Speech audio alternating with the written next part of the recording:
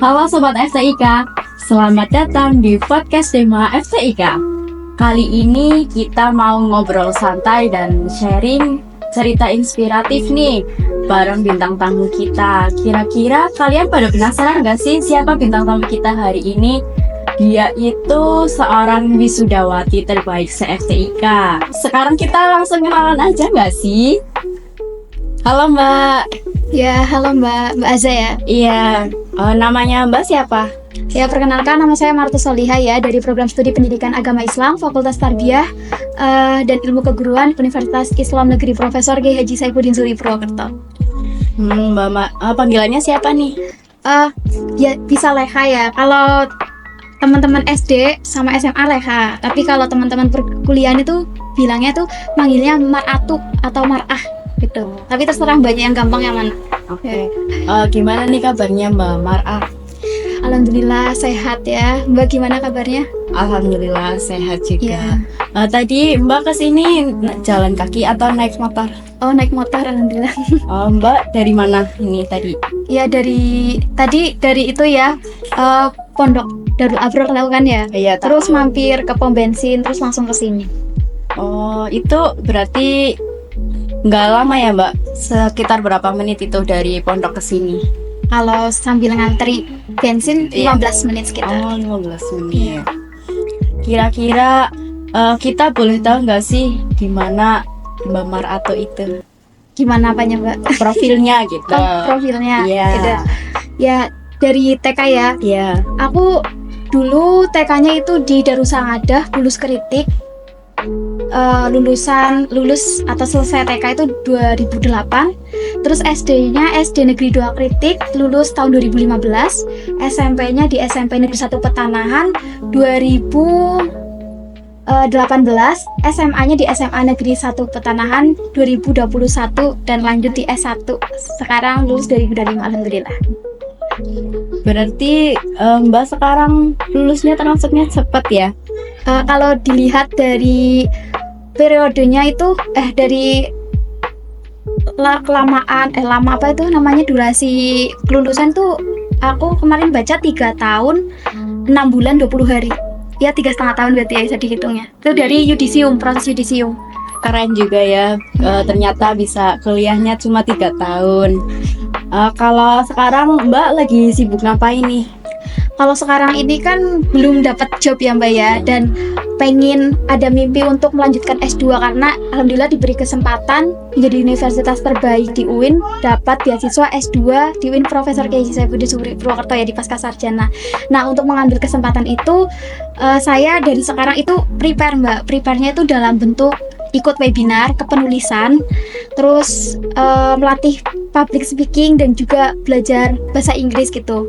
Dan insya Allah kalau ada kesempatan pengen juga liburan ke Pare gitu. Tapi ini lagi baru rencana ya Mbak ya.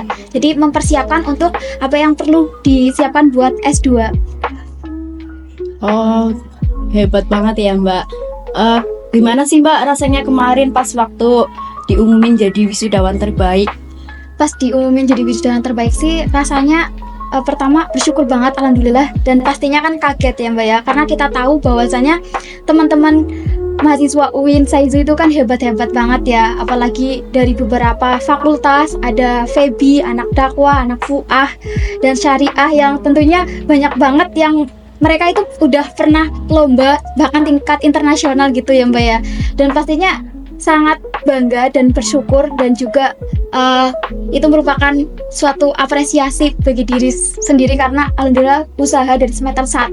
Yang penting niat sih Mbak, kalau misal mau jadi wisudawan terbaik. Aku udah pernah punya target Mbak dari awal semester. Jadi apa aja Mbak targetnya? Iya, jadi target persiapannya itu yang pertama dulu pas PBAK aku masih ingat Mbak, pernah bikin namanya mind mapping ya. Dari tugas PBAK itu pernah bikin namanya mind mapping. Itu seperti visualisasi mimpi. Nah, visualisasi mimpi itu menceritakan perjalanan hidup apa yang akan kamu capai selama 10 tahun ke depan. Nah, di situ aku nulis, aku pengen jadi mahasiswa yang berprestasi atau mapres, terus pengen lulus dengan dapat pujian ya cum laude, dan pengen jadi wisudawan terbaik. Dan di situ juga aku pernah nulis pengen dapat beasiswa. Dan alhamdulillah pas aku lihat lagi mind mapping aku sampai S1 ini tercapai, Mbak. Nah, tinggal mind mappingku yang selanjutnya nih 10 tahun, berarti 2021 tambah 10 tahun 2031 ya. Iya. Ya, jadi tinggal nunggu tahun-tahun selanjutnya ini. Jadi kalau kita punya mimpi, tulis aja Mbak targetnya. Buat teman-teman yang punya mimpi, tulis aja yang kalian mau. Mimpi apa yang kalian mau, ditulis di sebuah kertas atau sebuah tulisan yang indah. Nanti kita lakukan prosesnya sesuai apa yang kita inginkan. Insya Allah bisa terwujud gitu, Mbak. Ih, keren banget ya ternyata ceritanya.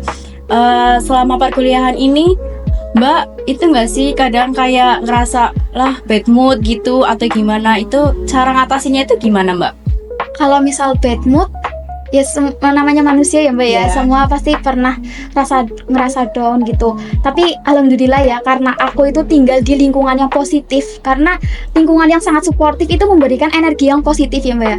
Jadi teman pondok aku, teman kuliah, alhamdulillah temannya tuh humble-humble, saling mendukung satu sama lain. Kalau misal aku lagi jenuh ngerjain tugas atau apa, ya kita bisa main bareng, sharing-sharing bareng gitu Mbak. Jadi kalau misalnya nggak mood, ambil sesuatu yang kiranya bikin kita itu senang Mbak, bikin kita senang. Misalnya pergi ke suatu tempat atau ngobrol sama teman-teman, sharing-sharing, kan itu kan udah dapat ilmu dan juga bikin kita moodnya balik lagi gitu.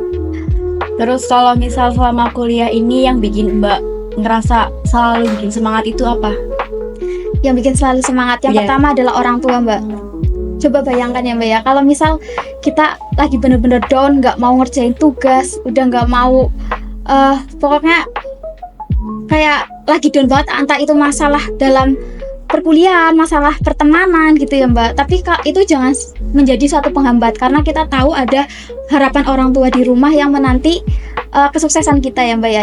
Yang pertama itu orang tua, kita harus ingat, karena orang tua, apalagi saya Mbak ya, mau cerita sedikit, saya itu berasal dari keluarga yang sederhana. Jadi kalau misalnya saya kuliah tapi nggak benar melaksanakan apa yang jadi tanggung jawab atau kewajiban saya, itu rasanya kasihan gitu sama orang tua, mengingat perjuangan beliau ya, karena kan orang tua saya itu petani juga Mbak. Jadi benar-benar kalau misal udah dikuliahkan ya dijalanin sebagaimana kewajiban yang harus kita lakukan gitu Mbak. Nah, motivasi terbesar orang tua.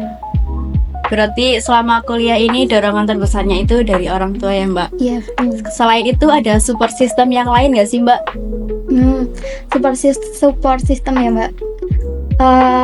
Kan aku termasuk di BSI Scholarship ya Mbak ya. Aku anak BSI Scholarship, dan di dalam BSI Scholarship itu kan ada yang namanya mentoring dari para kakak-kakak pembimbing gitu.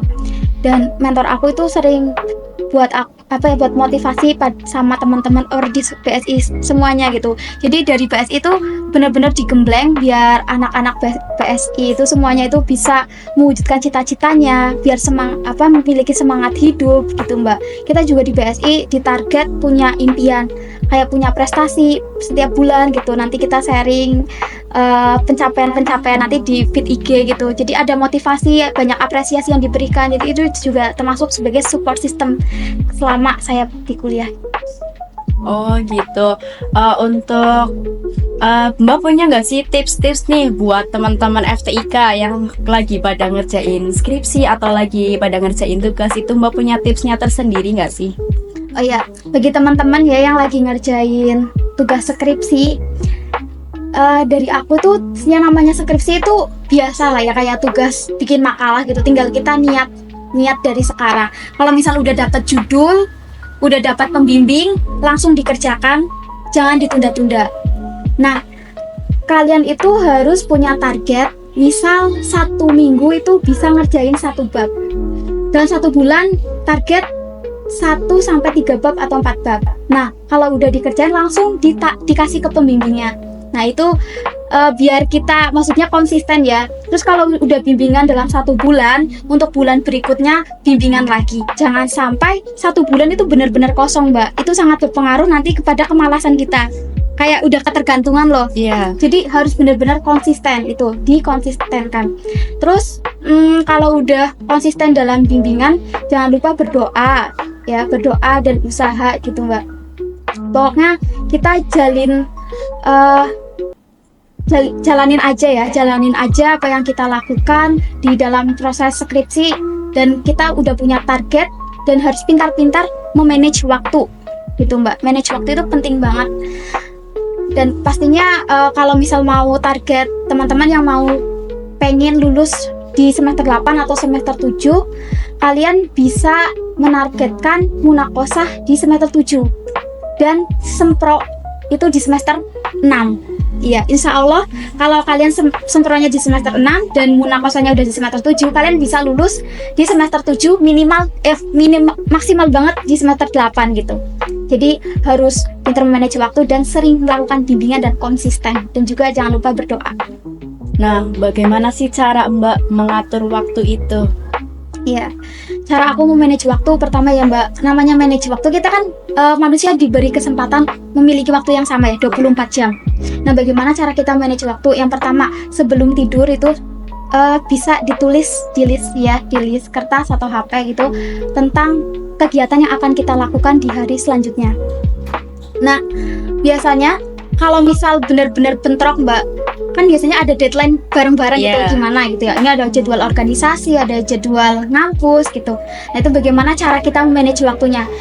Dulu aku di BSI pernah diajarin skala prioritas waktu Mbak. Namanya skala prioritas waktu. Kita harus tahu kegiatan apa yang urgent sama important. Urgent itu kan artinya mendesak, sedangkan important itu kan penting. Diurutkan dari yang paling mendesak, penting, ya sekalinya nggak terlalu penting gitu Mbak.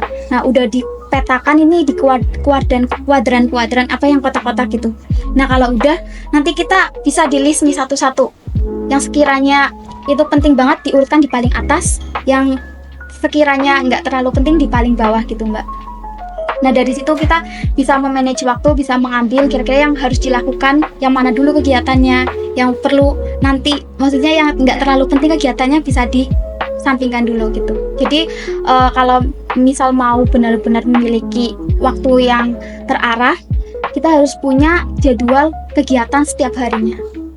Nah, waktu Mbak lagi ngerjain skripsi itu, pasti kan kadang kan kayak ngerasa suntuk gitu. Ada tekanannya nggak sih Mbak selama Mbak ngerjain skripsi itu? Tekanan alhamdulillah enggak ya, karena dari pembimbing juga enjoy, dari teman-teman juga selalu sharing-sharing dan saling mendukung. Jadi alhamdulillah selama skripsi nggak ada yang namanya down banget, nggak ada yang namanya tekanan dari luar juga nggak ada. Alhamdulillah santai ngerjain. Oh ya, untuk harapan Mbak ke depannya itu rencananya Mbak mau ngapain? Ya, rencana ke depan yang pertama mempersiapkan untuk S2 ya.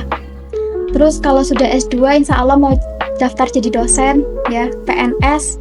Terus juga pengen punya bisnis kuliner kayak ruko gitu, kayak punya cabang-cabang gitu, jadi owner gitu. Jadi kita selain jadi PNS tapi punya bisnis sampingan gitu. Tapi kan kita tahu bahwa itu harus dari nol ya, kita mulai dari nol. Ya mohon doanya aja teman-teman, semoga apa yang saya targetkan rencana di masa depan bisa terwujud. Amin. Amin.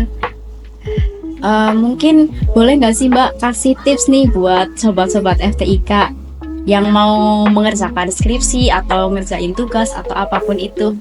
Ya, jadi buat teman-teman sekalian ya yang lagi sedang ngerjain tugas atau skripsi, kalian yang pertama itu niat ya, niat itu paling penting.